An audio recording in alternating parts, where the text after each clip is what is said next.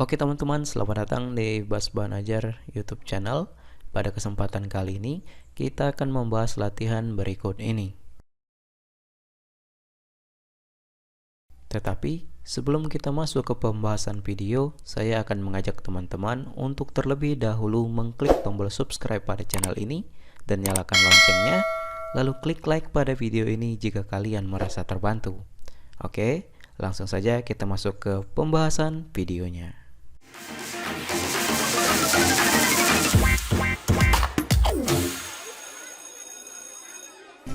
Oke teman-teman, di kesempatan kali ini kita akan membahas latihan tugas kelompok 1.1 di halaman 20, 21 sampai dengan halaman 22 di buku paket PKN kelas 12 semester 1 kurikulum 2013. Langsung saja kita baca soalnya, kemudian kita jawab. Tugas kelompok 1.1, bacalah berita di bawah ini bersama teman sebangkumu. Judulnya, tingginya angka putus sekolah jadi kendala wajib belajar 12 tahun. Silakan kalian baca sendiri di buku kalian masing-masing, kemudian kita jawab pertanyaannya. Setelah membaca kasus di atas, diskusikanlah dengan teman sebangkumu pertanyaan-pertanyaan di bawah ini. Nomor 1. Mengapa faktor ekonomi dianggap sebagai penyebab utama meningkatnya angka putus sekolah? Jawabannya, faktor ekonomi dianggap sebagai penyebab utama meningkatnya angka putus sekolah dikarenakan diperlunya biaya yang tidak sedikit untuk bersekolah atau melanjutkan sekolah ke jenjang yang lebih tinggi.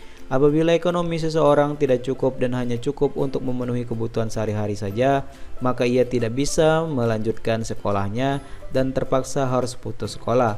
Selain itu, putus sekolah juga dapat terjadi akibat kebutuhan sehari-hari yang tidak tercukupi sehingga harus bekerja penuh waktu. Itu jawaban nomor 1, silakan kalian salin. Lanjut nomor 2. Apabila dikaitkan dengan Pancasila, kasus tersebut merupakan ketidaksesuaian dari sila keberapa? Berikan alasannya. Jawabannya, kasus tidak memperoleh pendidikan merupakan ketidaksesuaian dari sila kelima Pancasila dalam Pancasila sila kelima. Termuat keadilan sosial bagi seluruh rakyat Indonesia. Hal ini berarti semua masyarakat Indonesia dijamin keadilan sosialnya, termasuk hak untuk mendapatkan pendidikan dasar dari negara. Itu jawabannya, silakan kalian salin. Lanjut ke nomor 3. Adakah faktor lain selain faktor ekonomi yang menjadi penyebab meningkatnya angka putus sekolah? Apabila ada, apa saja faktor tersebut? Jawabannya, terdapat faktor lain yang dapat menyebabkan meningkatnya angka putus sekolah selain faktor ekonomi, yaitu faktor lingkungan. Seorang anak yang tinggal di lingkungan yang kurang baik dan dikelilingi oleh orang-orang yang kurang berpendidikan dapat terikut ke lingkungan tersebut. Selain itu, faktor keluarga juga dapat mempengaruhi seorang anak menjadi putus sekolah. Apabila keluarga tidak menjaga anaknya dari lingkungan yang kurang baik, maka anak tersebut dapat terikut dan terhasut oleh pergaulan yang tidak baik juga. Lanjut nomor 4. Pada saat ini pemerintah telah mengeluarkan berbagai kebijakan untuk menanggulangi permasalahan ini, diantaranya dengan memberikan bantuan operasional sekolah, beasiswa, sekolah gratis, dan sebagainya. Menurut Anda, apakah upaya pemerintah tersebut sudah berhasil? Kemukakan indikator keberhasilannya. Jawabannya, berbagai macam upaya yang dilakukan oleh pemerintah seperti dana BOS, beasiswa, sekolah gratis, dan sebagainya telah membuat angka putus sekolah menurun. Tetapi hal tersebut masih kurang efektif karena angka putus sekolah masih tinggi di Indonesia.